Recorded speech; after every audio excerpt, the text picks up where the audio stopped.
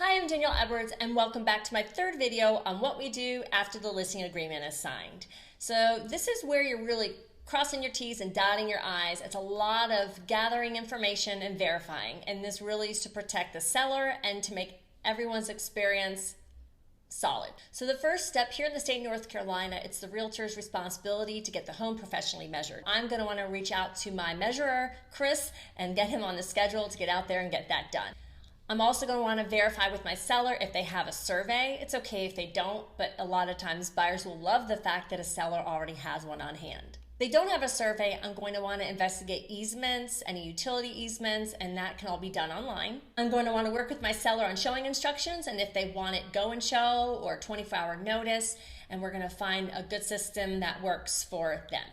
I'm also want to get their current mortgage information and verify they do not have a home equity line, and just explain to them that if they do, remind them that it does get paid off at closing. Here at REMAX, we have an in-house title company, which I love because I'm able to give them an address and they're able to run it to make sure there's no issues with title, liens on the house, anything fun like that that's going to cause some fun drama before closing. Most homes have an HOA, which is a community group that kind of protects the interests of everyone who lives there. But the problem is it's going to come with some rules and regulations and some bylaws. So I'm going to want to find a digital copy of those. Sometimes the seller is really on it and they already have it.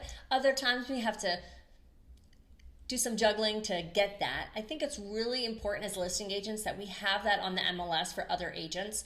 It's going to save everyone time because some buyers have certain criteria. Maybe they want to run an in-home daycare, or they want to have a dog rescue in their backyard, or they need a 10-foot fence. So the more information you can provide up front is going to save potentially that other agent from having to call you and ask those questions, or even booking the appointment, because they're going to do their job to read that before they even go out there. I'm also going to verify there's no current assessments. Another thing I like to do is ask my seller to compile their average utilities.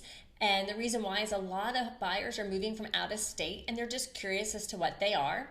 I also want to know if the home has gas. Is it natural gas or is it propane? Sometimes buyers want to know if a gas cooktop stove can be done, so I just want to ask the seller if they know anything about that. You want to verify if it's on city water or city sewer, and if not, then it's probably on septic and well, which opens up a whole other realm of questions. Where's the septic field? Do you have a septic permit? When was the last time the septic was pumped? What do you know about your well? Because these are all questions the buyer is going to ask. In the era of smart homes, a lot of people are putting in Ring doorbells and smart thermostats and smart smoke detectors.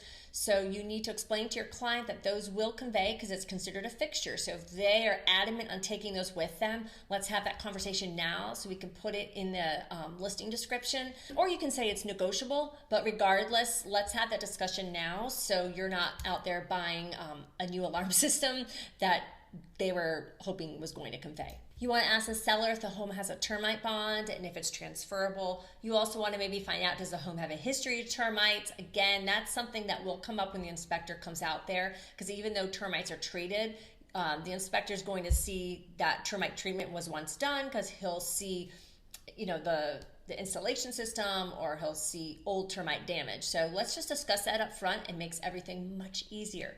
If the home was built prior to 1978, we're going to need a lead-based paint disclosure signed, as well as a residential property disclosure, which I most likely left with my seller at the listing appointment, so this is a great time to go over that form. Then we're going to want to discuss any personal property maybe that conveys with the home, or any items that maybe they're open to selling. We also want to talk about a home warranty. Most buyers are going to ask for a home warranty. So I think if the seller knows they have an old HVAC system or old water heater, it might be worth just offering it while marketing the home. That way they're covered during the listing period. I've seen a lot of sellers be so grateful they had that. And sometimes they don't use it at all, but you just never know.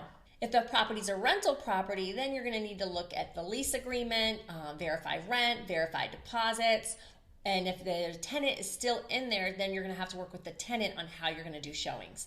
That's fun. Hopefully you get a tenant who's really neat and really nice. And then my favorite, we're going to go over curb appeals. So whether the seller's hands-on and they're going to fix some things their own, or we're going to work together to get some vendors out there to get the home market ready.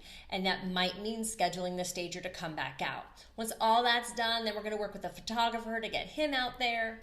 And then, of course, put the sign in the yard and verify the house key the seller gives you works. And then once that's all done, you should have a checklist that you can look down and make sure you didn't forget anything, and then upload it to your inner office software.